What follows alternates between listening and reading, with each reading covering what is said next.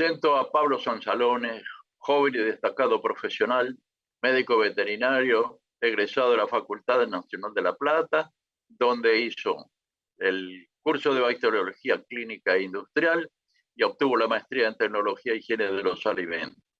De una beca de iniciación y perfeccionamiento también en la misma universidad, conjunto con el doctor Cerdá en el diagnóstico serológico, aislamiento y tipificación de micoplasmas avícolas. Técnicas de biología molecular aplicadas al diagnóstico y diferenciación epidemiológica de micoplasmosis avícola. Capacitación en el diagnóstico de enfermedades avícolas en Auburn, Alabama, Estados Unidos. Entrenamiento en la Universidad de Carolina del Norte en el diagnóstico de enfermedades avícolas. Actualmente es gerente técnico en Phibro Animal Health Argentina desde abril de 2014 a la fecha. Trabajó en Betanco, SEBA, profesor y en SENASA, profesor de la carrera de posgrado, especialización en producción avícola de la Universidad de Luján, Argentina, del año 2008 a la fecha. Escuchamos. Muy buenos días a todos. Nuevamente, muchas gracias a Red Alimentaria por permitirme participar de esta 12ª jornada avícola. Casualmente, la última vez que participé fue en el 2020 y también bajo este régimen de virtualidad. En aquella ocasión fue el COVID. Hoy los que nos tienen en esta situación es la lamentable presencia de influenza aviar en nuestro país, así que volvemos a este formato. Más allá de eso, la idea de esta charla es hablarles de algunas causas de inmunosupresión. Es una charla que a lo largo de estos años he ido cambiando, he ido aprendiendo, y la idea es hablar desde un concepto un poco más global de por qué ocurren estos cuadros de inmunosupresivos. Entonces, para comenzar tenemos que definir, y la primera definición, ¿qué es inmunidad? Inmunidad es la capacidad que tiene un ser vivo para detener la infección. E inmunosupresión es cuando esa capacidad está reducida. Podemos enriquecer esta definición o estas definiciones con algunos conceptos de algunos investigadores que a mí me parecieron pertinentes colocar, donde algunos definen el estado transitorio permanente de disfunción de la respuesta inmune con aumento de la susceptibilidad a la enfermedad. Una definición que me parece muy pertinente es la del doctor Herr, donde dice que en una población afecta a una subpoblación, no vamos a ver siempre el 100% del lote afectado. Y por último, una definición que hace referencia a que hay una producción subóptima de anticuerpos. Quizá esta definición es incompleta porque sabemos que la respuesta inmune va más allá de la producción de anticuerpos, pero hace referencia a cuadros inmunosupresivos. ¿Qué consecuencias tienen los cuadros de inmunosupresión? Bueno, yo los enumeré de los menos importantes a los más importantes, y esto va a depender de qué tipo de cuadro inmunosupresivo tenemos. Por empezar, tenemos bajas respuestas a vacunaciones, tenemos pobre o nula respuesta a tratamientos antibióticos, pobres rendimientos productivos, reacciones vacunales exacerbadas, aumentos de decomiso en planta de faena, disminución del clearance viral o de la eliminación de un virus. Si el sistema inmune está afectado, lo vamos a ver más adelante, hace que la eliminación del virus no sea eficiente, por lo tanto persiste más tiempo en el medio ambiente, aumentando la carga, aumento de infecciones secundarias y por último, la más grave de todas es el aumento de la mortalidad. Tenemos dos formas de que se presenta la inmunosupresión. Una es una inmunosupresión transitoria, donde hay una pobre o baja respuesta inmune, pero que luego hay una recuperación posterior. Y caso contrario es la inmunosupresión permanente, donde hay una pobre o nula respuesta inmune, pero nunca se vuelve a recuperar el individuo. Ahora, ¿de qué depende que ocurra este tipo de cosas? Acá quiero recordar o poner nuevamente en tema el concepto de homeostasis, una palabra que aprendimos en la facultad cuando estudiamos, y que hace referencia a un estado de equilibrio, a un estado donde todos los sistemas y aparatos funcionan correctamente para que el animal sobreviva y se pueda reproducir. Algunos de los parámetros que se evalúan que se pueden evaluar para ver la homeostasis son la presión sanguínea, frecuencia cardíaca, química sanguínea, etc. Algunas de las tantas que hay. Pero el objetivo que tiene esta homeostasis es mantener vital, todos estos mecanismos vitales tienen el objetivo de mantener el medio interno, el medio del individuo, respecto a los desafíos del medio externo. Ese medio externo va a ser diferente y va a tener un costo en el animal. La definición de homeostasis es una definición estática, hace referencia, es una definición que tiene más de 80 años, hace referencia a un momento estático en la vida de un individuo. Ahora, lo que se sabe, y esto fue evolucionando, es que el medio externo al cual está expuesto ese individuo es dinámico. Ahí ustedes lo que pueden ver es la vida de un pollo parrillero desde el momento que está en un huevo, la bajada en una granja, mitad de crianza y cerca de faena. Y a lo largo de toda la vida de estos individuos, lo que vamos a observar es que estos diferentes parámetros que hacen referencia a la temperatura, luz, humedad, etc., van a ir modificándose. O sea, las horas de luz de un pollito bebé son diferentes a un animal de 21 días, la temperatura, etc. Entonces, ese medio externo demanda que el individuo cambie, que se adapte a una nueva situación. Entonces entra en colación un nuevo concepto, un concepto que tiene 30 años, que se llama alostasis, y que hace referencia a esta adaptación al cambio del individuo. Entonces, la definición es un proceso mediante el cual un organismo mantiene un estado de equilibrio en respuesta a factores estresantes ambientales, psicológicos, reales o percibidos. Básicamente está definiendo eso, cómo esa homeostasis se va modificando en el tiempo.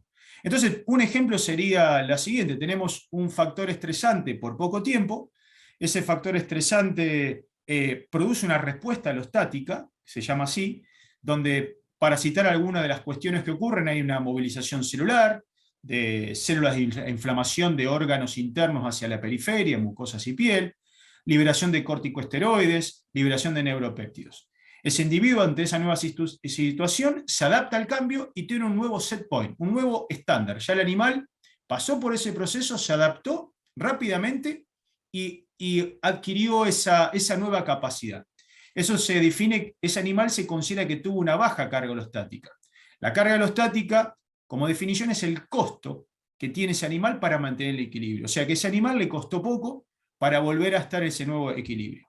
Caso contrario es cuando el factor estresante se perpetúa mucho más en el tiempo. Entonces esta respuesta alostática es mayor, es más costosa, hay otro tipo de intensidad, y ahí puede intentar adaptarse al cambio, al nuevo set point, pero pueden ocurrir dos cosas: la resolución ya va a ser lenta o no hay una adaptación, y las consecuencias pueden derivar en que el animal sufra las consecuencias de esta alta carga alostática, de este gran costo que tuvo para mantener el equilibrio. Entonces, ¿qué ejemplos tenemos de baja carga alostática? Bueno, por empezar, los animales desde que nacen en una planta de incubación, tenemos el pollito protegido en un huevo, el embrión, y de golpe se encuentra rompiendo en una nacedora con miles de individuos, no está su madre, de ahí es vacunado y llevado a una granja donde cambia el ambiente. Eso es una carga alostática, que hay que permitirle que el animal se adapte.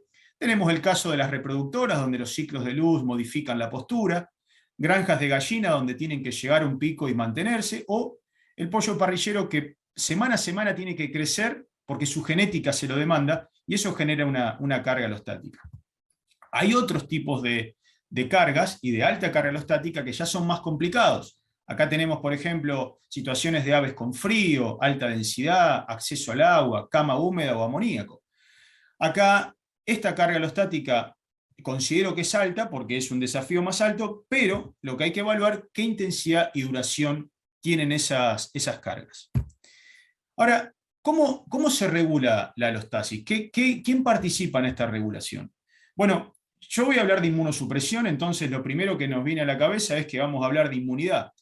Pero es interesante este concepto. El sistema inmune se encuentra íntimamente ligado a otros dos sistemas, que son el sistema nervioso y endocrino, y en conjunto trabajan estos tres sistemas. Si yo afecto uno de estos sistemas, afecto al otro. Entonces este sistema neuro-inmunoendocrino tiene que estar en armonía. Si esos sistemas están en armonía, tenemos el bienestar animal, la homeostasis o alostasis. Ahora vamos a a entrar en cuadros inmunosupresivos y por qué se producen. Y lo primero que uno tiene que hablar es del estrés. El estrés, acá tenemos tres situaciones. Lo que va a afectar principalmente es el sistema nervioso. Es un animal que está con frío, está durmiendo en una cama húmeda o con gran hacinamiento. Ese animal comienza a tener estímulos nerviosos que afectan el sistema nervioso y, como dije, va a afectar los otros dos sistemas.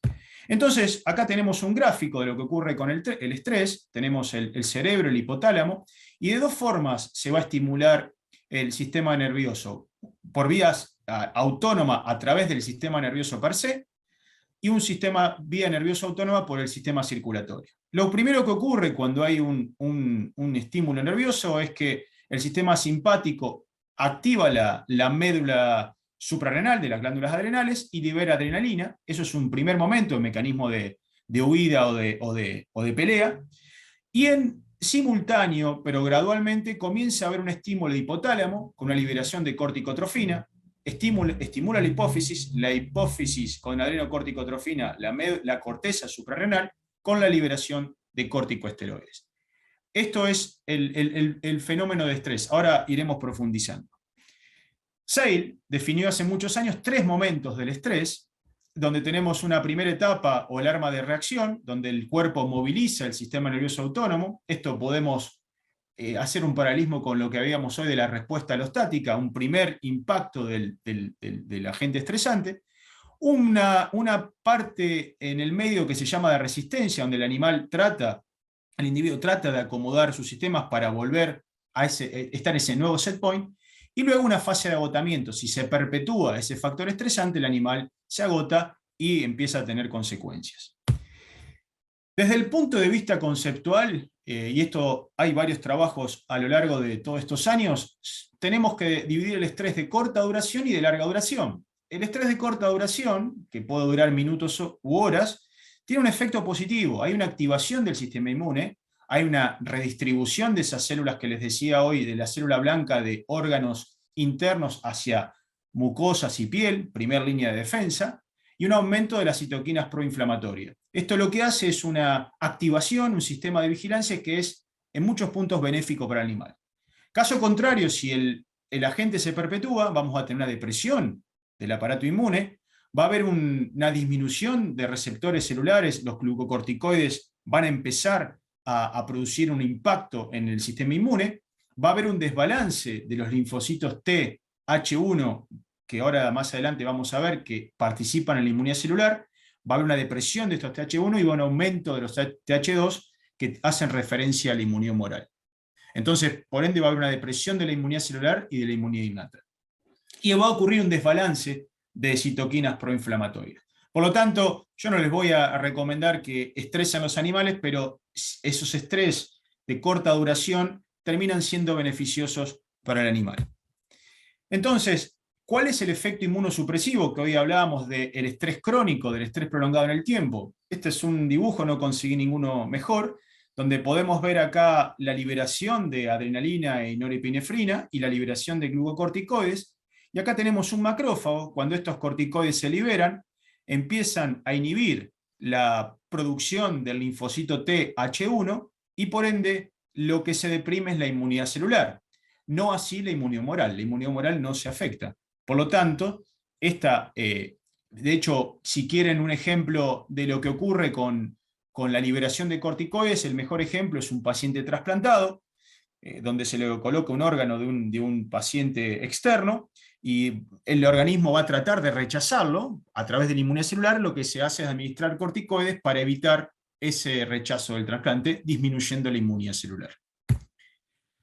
Este es un caso que lo puedo atar a esto que le estaba contando de la depresión de inmunidad celular. Esto es una granja de hace unos años atrás, una granja donde había mortalidad diaria del 1%, había un cuadro inmunosupresivo, no había respuestas a antibióticos. Cuando hicimos la reseña, el granjero contó que esas granjas desde los 10 días habían pasado frío, humedad, y que crianzas anteriores habían tenido el mismo problema. Entonces era un cuadro inmunosupresivo. Medimos, porque es lo que se puede medir, anticuerpos para anemia y anticuerpos para Gumboro, a ver cómo había sido la respuesta. Y casualmente la respuesta para ambas enfermedades la respuesta humoral fue muy alta. Fíjense que hubo títulos de 10.000 u 8.000 con una vacuna dada en planta de incubación, y todos los animales fueron el 99% positivos a anemia. Por lo tanto, la inmunidad humoral no se afectó, pero la inmunidad celular sí, porque el cuadro inmunosupresivo era muy marcado, con dermatitis, con falla de respuesta a antibióticos. Ahora, para ahondar más en entender los procesos inmunosupresivos, hay que hablar o hay que hacer referencia a algunos conceptos básicos del sistema inmune de las aves. Recordar lo que aprendimos en la facultad, el sistema inmune se divide en inmunidad innata e inmunidad adaptativa. La inmunidad innata es una primer línea de defensa, es inmediata, pero es inespecífica, y están divididas en dos partes, en factores externos, donde tenemos las primeras barreras, que serían la piel y las mucosas, y luego factores internos que hacen referencia a células de inflamación, natural killer, fiebre, etcétera, el sistema de complemento, que actúan una vez que el organismo atraviesa esa barrera primaria. Y por otro lado tenemos la inmunidad adaptativa, que es una inmunidad mucho más evolucionada, donde vemos que es lenta e específica, es más delicada, y se divide en dos, en la inmunidad humoral y la inmunidad celular. ¿Cómo son las respuestas? No voy a indagar mucho, simplemente para recordar. Bueno, la inmunidad innata sí o sí necesita la exposición a un antígeno. La respuesta es muy rápida, en horas. No hay diferenciación celular. Cada ciclo de infección va a generar una respuesta similar, porque no hay inmunidad de memoria. Entonces, cada vez que ingrese el antígeno, va a ocurrir la misma respuesta. Y cada respuesta va a tener la misma magnitud, la misma intensidad. Caso contrario, en el caso de la inmunidad adaptativa, necesita de un antígeno, la respuesta ya tarda días, va a haber una diferenciación celular, va a haber un aumento de la producción de linfocitos B o T, de acuerdo al antígeno, la respuesta va a ser más humoral o más celular de acuerdo a cómo el antígeno fue presentado y por qué puerta de entrada ingresó, y es una respuesta antígeno específica, y va a haber una respuesta primaria, que en general a ese antígeno es una respuesta más baja, menos intensa, una segunda respuesta al antígeno mucho más intensa y más veloz, ¿por qué va a ocurrir esta segunda respuesta más intensa y veloz? Porque el sistema inmune adaptativo tiene inmunidad de memoria. Entonces, cuando ingrese el segundo antígeno, ya va a haber clones de linfocitos que van a activarse rápidamente y van a responder eficientemente. ¿Qué tipo de células tienen cada uno de estos sistemas? Las principales, bueno, el sistema inmune innato tiene dos células muy importantes, que son las células dendríticas o células presentadoras de antígenos, profesionales. Estas células son macrófagos modificados y los macrófagos per se. Luego tenemos los heterófilos o neutrófilos en los mamíferos y las células natural killer, que son células que producen efectos citotóxicos en células infectadas. Y por otro lado, del lado de la inmunidad adaptativa tenemos los linfocitos T y los linfocitos B. Los linfocitos T tienen una función muy importante en la eliminación de células infectadas y en la regulación de la memoria inmunológica, y los linfocitos B, además de generar anticuerpos, presentan antígenos. Esas serían las principales células. Ahora, si vemos la cronología unida, porque para poder estudiar los diferentes sistemas o aparatos se desglosa, pero uno tiene que luego integrar todo, porque no ocurre todo escalonado o secuencial, sino que hay una mezcla de las diferentes células, y lo que podemos ver es que a la inmunidad innata hay un microorganismo que rompe esa barrera epitelial, se expone ese antígeno a las células de inflamación, las células comienzan a multiplicarse, y hay una célula, esta dendrítica que yo les consideraba, que sería el nexo entre la inmunidad innata y la inmunidad adaptativa. Todo este proceso ocurre en pocas horas, como les comentaba anteriormente, y esta célula dendrítica, una vez que empieza a procesar ese antígeno, según cómo sea el antígeno, según cómo lo presente, va a activar de mayor proporción la inmunidad humoral con la producción de anticuerpos o una inmunidad celular. Eso va a depender del tipo de antígeno, pero hay una conexión. Y hablando de las células dendríticas, ¿cómo actúan o cómo trabajan? Bueno, acá tenemos una célula dendrítica que tiene un antígeno expresado en su superficie y le presenta a un linfocito T. El T hoy se considera que ese T es un TH0 o virgen o naive, o sea, no está estimulado, y una vez que ese antígeno estimula esta célula T, pueden ocurrir cuatro cosas. Pueden activar el antígeno procesado puede activar la vía de cascada de Th1, más haciendo referencia a inmunidad celular, con liberación de interleuquina 12, que es inflamatoria, o puede activar la vía Th2, que es más de inmunidad humoral, y también puede activar dos tipos de linfocitos, que son el Th17, más importante en las mucosas, o el Treg, que es un regulador de la respuesta inmune. Importante es recordar esto que hoy les hablaba sobre el estrés crónico, que el estrés crónico, los corticosteroides afectan la activación de Th1, por lo tanto deprimen la inmunidad celular. Desde el punto de vista de la ontogenia, es interesante saber con qué nos encontramos cuando bajamos un pollito en una granja. ¿Qué repertorio inmunológico tiene un pollito para entender qué protección tenemos que darle? Bueno, esta es una serie de cortes histológicos que midieron en el tracto digestivo en un pollito al nacimiento y midieron dos células del sistema inmune innato, donde podemos ver las natural killer y los macrófagos. Y vemos la mucosa del intestino, y vemos que a medida que van pasando las horas hasta los 7 días, hay un aumento de ambas células en el tracto digestivo. Un trabajo más completo, que se hizo del día 0 a los 51 días de vida, se midieron la población de linfocitos B y T, al día 3, al día 21, 37 y 51. Lo que podemos ver que tanto los heterófilos como los monocitos se mantienen constantes en el tiempo, lo que hablábamos hoy, no hay una diferenciación celular, quedan estancos. Y en el caso de los linfocitos B y T, vemos que hay un aumento gradual, sobre todo después de los 21 días de vida, que van creciendo, y podemos ver que el proceso de maduración del sistema inmune básicamente en este simple gráfico que estamos viendo. Un concepto importante es qué ocurre con estos linfocitos B en el embrión y en los primeros días de vida. Lo que se sabe es que el proceso de ontogenia de linfocitos B y T ocurre en el vaso y en el timo, y lo que hacen estos órganos linfáticos primarios, que son la bolsa y el timo, van a hacer proliferar y capacitar linfocitos. Entonces, desde el embrión hasta los primeros 7 de vida, estos órganos linfáticos primarios lo que hacen es proliferar y capacitar y sembrar los órganos linfáticos secundarios que van a ser los que van a montar una respuesta efectiva contra el antígeno. Se considera que al 7º día de vida un pollito ya tiene el 96% de sus órganos linfáticos secundarios completamente sembrados con linfocitos B y linfocitos T. Entonces, como conclusión, las primeras 2 semanas de vida de un pollo o de un pollito van a estar con un sistema inmune parcialmente desarrollado, con un sistema inmune adaptativo no desarrollado. Por lo tanto, la protección para las enfermedades en cuestión van a estar sostenida en parte por la inmunidad innata y en parte por la inmunidad pasiva. Esto es la parte de los conceptos de inmunología o de homeostasis. Ahora vamos a entrar en algunos agentes inmunosupresores. Acá yo lo dividí en dos, en factores estresantes, que son los que hablamos hace un rato, donde tenemos todas las variables del ambiente, densidad, etcétera, etcétera, y agentes inmunosupresivos per se, donde tenemos el bien conocido virus de Gumboro, anemia, reovirus, MARET, etcétera. Pero el problema es esto, las combinaciones que puede haber.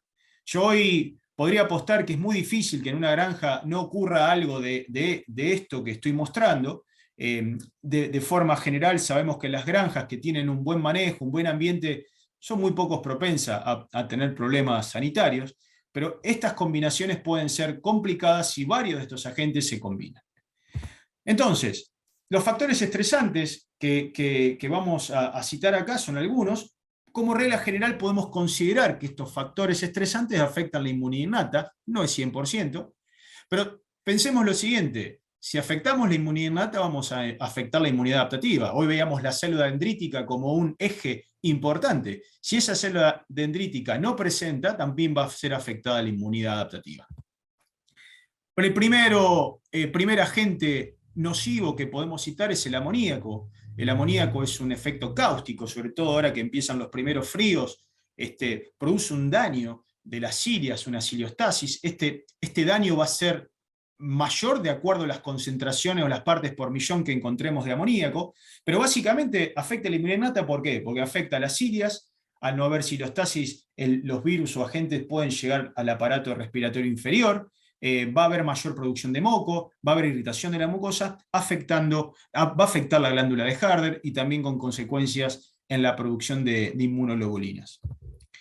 Otro parámetro importante es la densidad de aves por metro cuadrado. Es un trabajo de colegas brasileños donde evaluaron las lesiones podales, evaluaron en densidades de 10, 15 y 20 aves por metro cuadrado, y acá podemos ver en verde el costo que tuvo en lesiones podales. Fue mucho más progresivo, y acá, si tenemos una lesión podal, la piel es una barrera de la inmunidad innata, estamos aumentando la posibilidad que ingrese un agente infeccioso por la piel, y por otro lado, cómo afecta la merma productiva en ganancia de peso. Si lo vemos en un órgano inmunológico, vamos a ver la bolsa de Fabricio, y podemos ver acá que se midió el área cortical de la bolsa, donde están los linfocitos, y podemos ver que se midió a los 7 días y a los 42 días, y vemos que a los 7 días, con 10 aves por metro cuadrado, hubo una diferencia respecto a los grupos de 15 y 20, pero a los 42 fue mucho más marcada esa disminución del área cortical, que por ejemplo, pasar de 10 a 20 prácticamente se redujo a la mitad. O sea, tiene un costo también.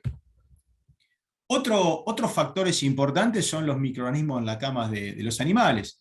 Ahí ustedes tienen en ese gráfico las diferencias en tiempo que puede sobrevivir un agente infeccioso. Por ejemplo, un estáfilo puede ser estable en el tiempo, un clostridio puede estar meses o años, y bronquitis puede estar hasta 56 días. Entonces, la cama es una fuente importante de infección. Acá coloqué algunos de los cuadros que se pueden ver. Por ejemplo, este es un síndrome de enanismo, son generalmente en camas donde tienen poco descanso, altas infestaciones de Alphitobius. Entonces vemos que son animales que empiezan a escarbar en los primeros días de vida. Ahí vemos el contenido en el estómago. Hay gas y presencia de detritus en el tracto digestivo, y fundamentalmente lo que hay una gran atrofia de los órganos linfáticos primarios en los primeros días de vida, viendo las consecuencias que hoy hablábamos. Entonces vemos, por ejemplo, grados de atrofia grado 4 en el timo y en la bolsa, y un daño tremendo en el intestino. Esos animales no se mueren en ese momento, pero se van a morir luego de los 30 días, cuando tienen que generar inmunidad activa. Este es un trabajo del doctor Herr, que asoció estos virus en estos cuadros. Este es un trabajo de hace unos años. Entonces acá podemos ver 3 virus, astrovirus, rotavirus, reovirus, que participan en este síndrome de enanismo, y vemos que la mayor concentración viral de esos 3 virus fue entre los 7 y 14 días de vida.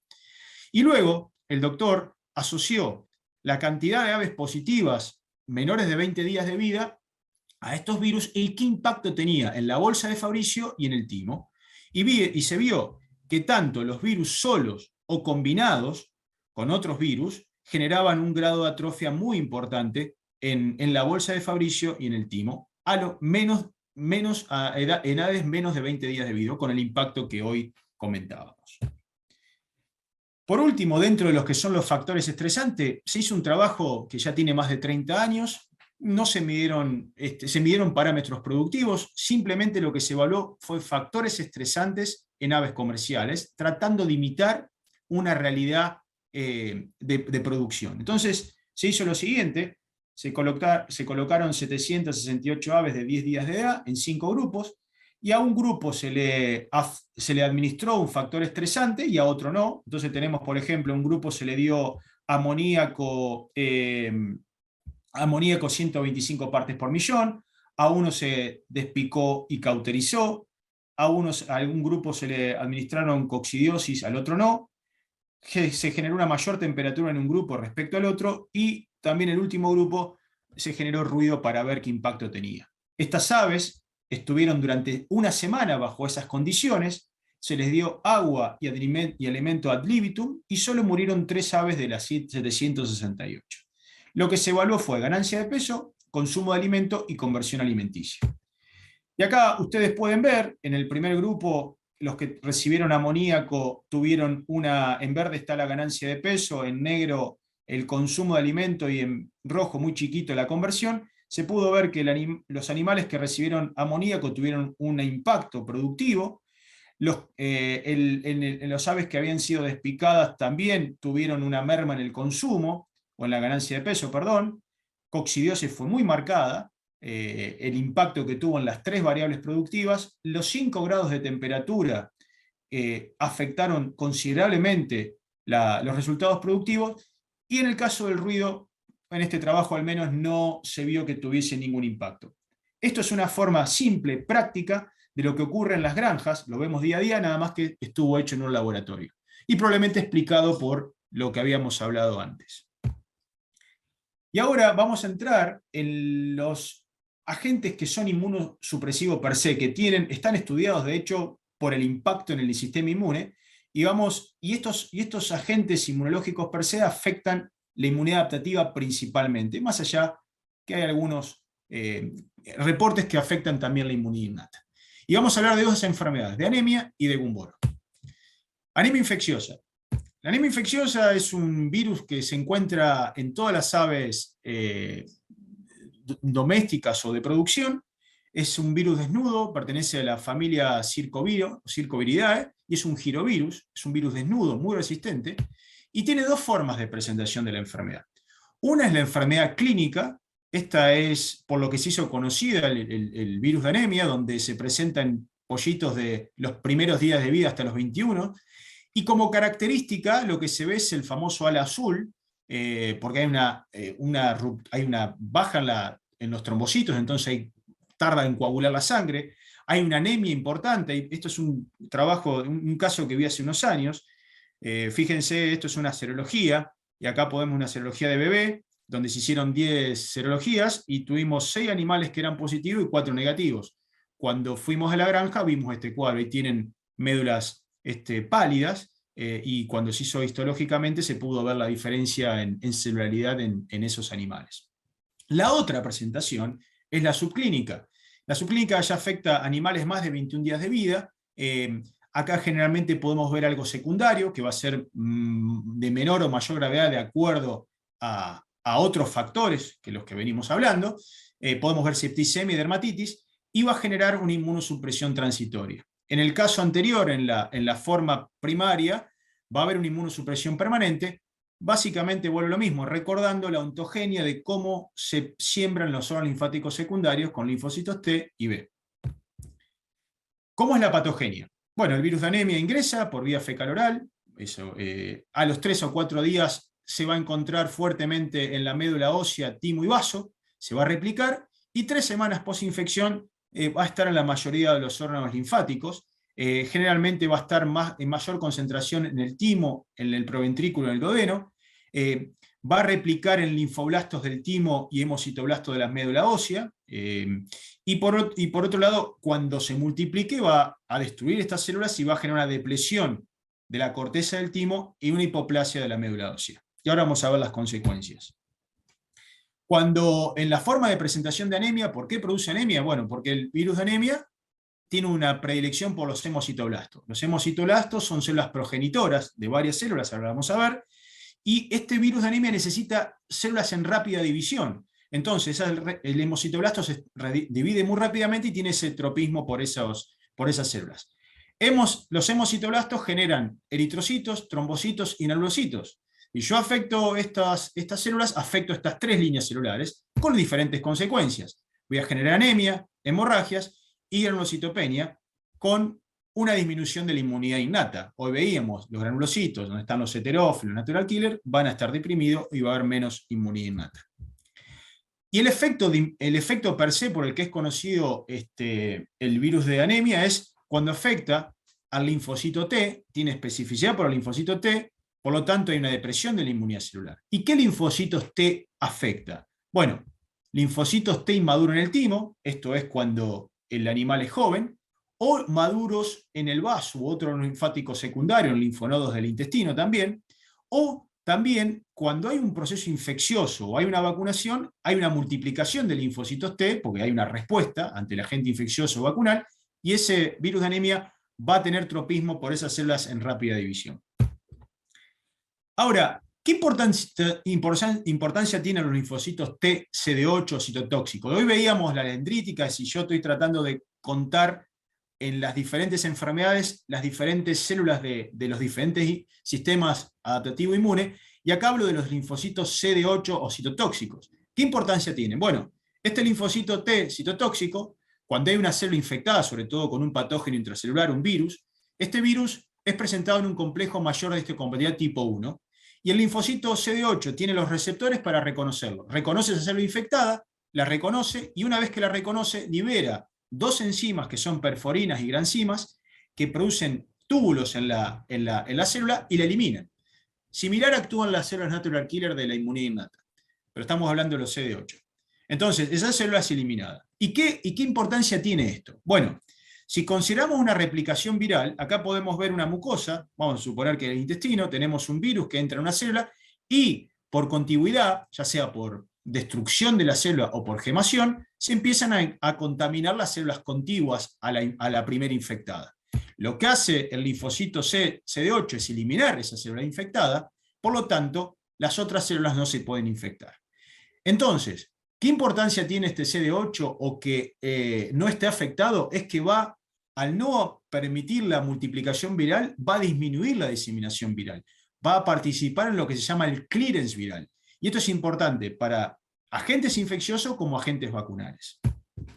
Y acá hay un ejemplo muy lindo que hizo el doctor Toro en el año 2006, un trabajo muy simple pero muy interesante, donde se evaluó el efecto de la inmunidad celular sobre la eliminación del virus de bronquitis. En este caso era un virus vacunal. ¿Y qué fue lo que se hizo? Se tomaron dos grupos. Al grupo 1 se las desafió con virus de anemia intramuscular vía oral, virus de Gumboro, o sea, intramuscular anemia, oral Gumboro, a los 7 días de edad. A los 15 días, o sea, 8 días después, se los vacunó con una vacuna viva, cepa Arkansas, y el otro grupo solamente recibió la vacuna viva a los 15 días, se vacunaron al mismo tiempo. Uno había sido desafiado previamente, el otro no. Luego, 11 días post desafío, post infección, se tomaron muestras cada 3 días en lágrimas y se le realizó PCR para ver qué recupero del virus de bronquitis había en cada grupo.